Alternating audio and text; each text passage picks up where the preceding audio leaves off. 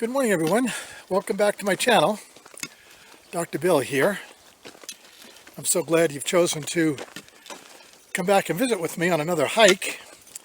Today's video is going to be a little bit longer than previous videos because I've got a lot to talk about. So let me jump right into it. Today is 1 week after my second 20-mile hike. And my legs are feeling really pretty good. I am learning that I need a full week after I take a 20-mile hike with this 20-pound pack on my back.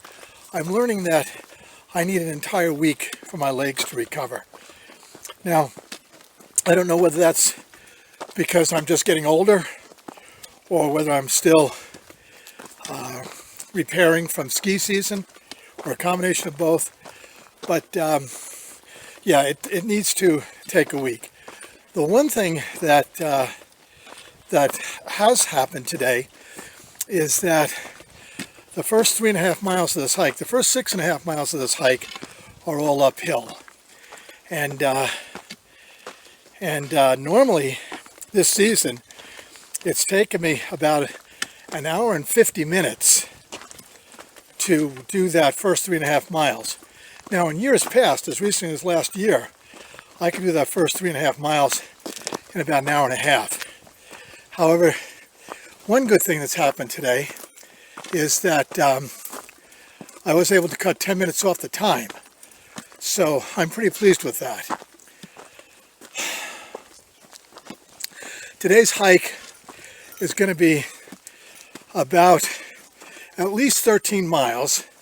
It'll come out to be somewhere between 13 and 15 miles.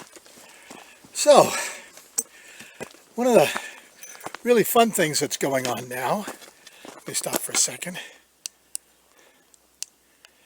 One of the fun things that's going on now is that, as you can see, I am walking, hiking, and talking with you. And in previous videos, one of the concerns I've had is that there's been so much shake. Well, I went out and purchased a brand new 3-axis gimbal that will control for that shake better than the other handhelds I was using. So now I'll be able to hike and talk at the same time, which is something that I much prefer to do as opposed to sitting down and talking. So I'm really happy with this. This is the maiden voyage of this new gimbal, and I'm hoping that it will come out with a pretty stable image. If you hear me puffing, again, it's because I've got a pretty heavy pack on my back, and this first 6.5 miles is a pretty steep hike. So, I have some big news I want to talk to you about. As you know, I have really been battling to get my legs converted over from hiking to skiing. And finally, after the 20-mile hike last week, I finally feel like I've been able to make that conversion. And so I am really, really excited to let you all know that for my 74th birthday, the completion of my 74th trip around the sun, I'm going back to the Grand Canyon. This time I'm going back to put the final jewel in the Triple Crown. If you guys have been following my videos, you'll know that at the age of 71, I did the north to south rim to rim hike.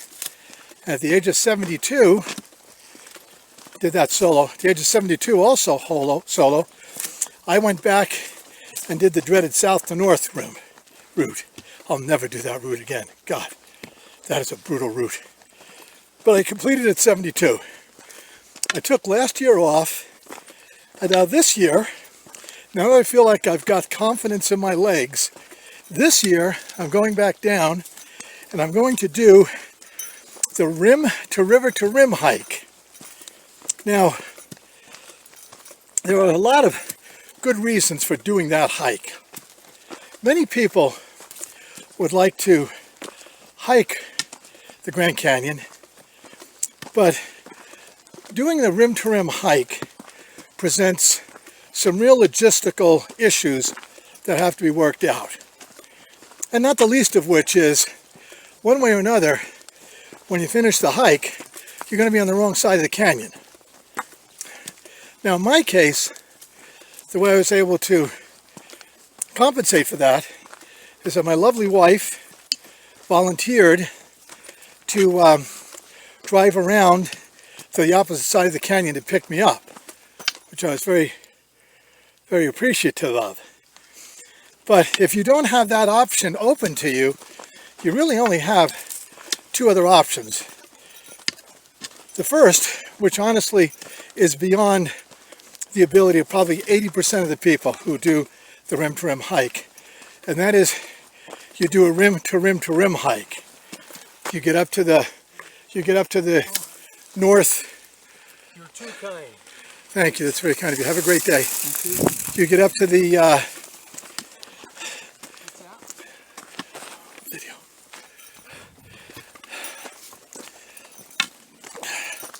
So you get up to the rim and then you rest for a little while and then you turn around and go back down and do the rim to rim to rim. That is a brutal hike. That's a hike of more than 40 miles. That's a brutal hike. Now I know what some people do is they're able to get lodging either on the south rim or the north rim, and they spend the night in a hotel and go back the next day. But it's still a brutal hike. No matter how you slice it, it's a brutal hike. And then the third possibility, which also does have some logistical concerns, is that you have to take the shuttle. Now the shuttle obviously involves expense, but it's not too prohibitive. And then there's a 4.5 to 5 hour trip back to the opposite rim that you need to go to. And then also, one of the concerns about it is that you have to plan your hike so that you don't miss the shuttle. And on a rim to rim hike, that's hard to do. That's hard to do. You don't know how much rest time you're going to need. You're not sure. Either way, whether you come up out of the south rim or the north rim, it's a grueling hike out of the canyon. And you can't miss your shuttle pickup, because if you do, then you're stranded on the opposite side of the canyon. So there are some real logistical concerns associated with doing a rim to rim hike. But there is a great alternative. And the great alternative is the rim to rim hike. And in that particular hike, you start at the South Kaibab Trail, hike from the South Kaibab Trail down to the Colorado River, cross the Colorado, and go to Phantom Ranch, and then you turn around at the Phantom Ranch, then you continue on the Phantom Ranch to the Bright Angel Trail. So when you do the South Kaibab Trail, you'll be crossing the Black Bridge, and then as you continue on to Phantom Ranch and then down trail, you will cross the Colorado again, this time using the Silver Bridge, and then you take the Bright Angel Trail from the Silver Bridge up to the top of the south rim of the Grand Canyon. And the great thing about that is that when you finish, you're on the same side of the canyon that you started. So that is my plan. I'm going to be doing it in late September, and in fact, I think that I've got it set up that I'm doing it the day before my birthday. I'm a little bit vague on that because my wife has been making the hotel arrangements for me, but I think it's either a day or 2 days before my birthday, my 74th birthday. So, I think that's some pretty exciting development that as I finish my 74th year, I'm going to do the Grand Canyon one more time. I suspect, I don't know this for a fact, but I suspect that this is probably going to be my last trip to the Grand Canyon. I just don't know that, first of all, at 75, I don't know that there's any way I could get my wife to buy off on another rim-to-rim hike. And I'm not sure I still have the capital in the bank physically to take on the Grand Canyon rim-to-rim at 75. So this will probably be my last trip in, and I'm really looking forward to it. I know at the age of 74, some people are going to be asking, why in the world are you taking on this hike? People have died this year on that trail. And the reason, there are a couple. But one of them is because honestly, even though I acknowledge that I'm closing in on my completion of my 74th trip around the sun, I feel good. I feel strong. And the fact of the matter is that 74 or not, I still feel like I'm 40. And if I've got the strength, and I've got the stamina, and I've got the commitment, I'm ready to try it again. The other thing too is that in life, you need goals. And to be honest with you, once you move into retirement, goals can be harder to establish, harder to find. And so this is my goal, to complete the rim to river to rim hike and have a very enjoyable time doing it. It's a tough hike. There's no question about the fact that it's a tough hike. And in my particular case, let me just tell you, you may hear some buzzing in the background. This is where they're doing some trail work. There's a backhoe. They're cutting a new trail for bicycles on the in this trail system, so that this is a very popular trail, and there's been a lot of conflict between people on mountain bikes and hikers. So they're going to build a separate track completely to go downhill with these bikes. Anyway, so getting back to the point of goals, this is a good goal. This is a good goal for me. You know, taking on a hike that would stop most 30-year-olds in their tracks, I think that's a good goal for me. So I'm going to keep pushing the rest of the summer, continue to strengthen my legs, and sometime around the end of September, I'm going to take on the rim to river to rim hike.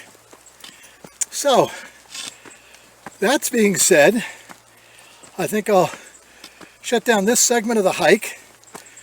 Today's hike, as I said before, will be between 13 and 15 miles. And if I see something interesting, I will stop and film it. Otherwise, I'll check in with you at the end of the hike. There's one more thing that I wanted to add about hiking the Grand Canyon.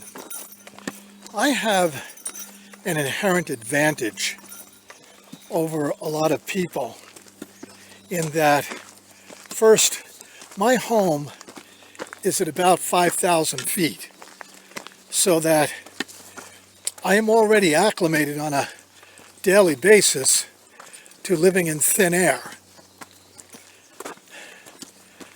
So that puts me in a much better position to adjust to the demands of hiking, because the altitude typically won't affect me. The second issue is that my training hikes in general are all within the altitude range of the trails in the Grand Canyon. So as opposed to someone who lives at sea level or below 2,000 feet, I'm already training at a level that where the oxygen availability is going to match the Grand Canyon. The third, and you've noticed this from my previous videos, is that in the summertime in Utah, it gets hot. It doesn't get bottom of the Grand Canyon hot, but it gets hot. And I've been hiking, last 3 hikes I've taken have been near triple-digit hikes. So I'm used to the heat. And those 3 factors put me in a better place than people who are coming from environments that are not similar to what you're going to meet at the Grand Canyon. So let me add one final issue too, and that is, in addition to being acclimated to the altitude, and in addition to being acclimated to the heat, I also am hiking in very low humidity. I mean, generally the humidity is below 12% now in Utah, which is very similar to what I'll run into in the Grand Canyon. In fact, it might even be a little bit drier depending on monsoon conditions. One of the things that's really eye-opening for people who come from humid environments is how different the experience is to be hiking in low humidity environments, and how much water you need to drink or fluid you need to drink to keep from dehydrating or just simply drying out. And I have been hiking since July. Since actually mid-June, I've been hiking in these very low humidity environments, so I'm acclimated. Shoot, just walked into a low-hanging tree branch. Really banged my melon. Well, my friends, I just passed the 15-mile mark on this hike, and it's actually turned out to be longer than I expected. I'm probably about at least a third of a mile from my car. So this could turn out to be just under 15.5 miles. And again, as I said, it's further than I wanted to hike today, but there's kind of a method to my madness. We're starting to get smoke in northern Utah. There are 10 fires burning in central and southern Utah right now. And if we get a good south wind, the smoke from those fires is going to blow into northern Utah. If we get a good west wind, then the fires in California smoke from those fires will blow in. But if we get a north wind, then the smoke from the Idaho fires will blow in. And that smoke can get thick enough that you just don't want to breathe that in. So it may interfere with my training schedule. So that's why I went a little bit further today than I did. But I will say this, 15.5 miles, or just under 15.5 miles, just a week after I cracked 20 miles, which was 2 weeks after I did another 21-mile hike, 20-mile hike, I don't think that's bad at all for an old guy. I don't think it's bad at all for anyone, but particularly not bad at all for an old guy. So I'm pretty pleased with these distances. I think that these legs are really starting to come around for me now, and will hold up relatively well. We'll see where we go from there. In any event, thank you for joining me on the trail today. At the end of the hike, at the end of the video, I will put up my map for today.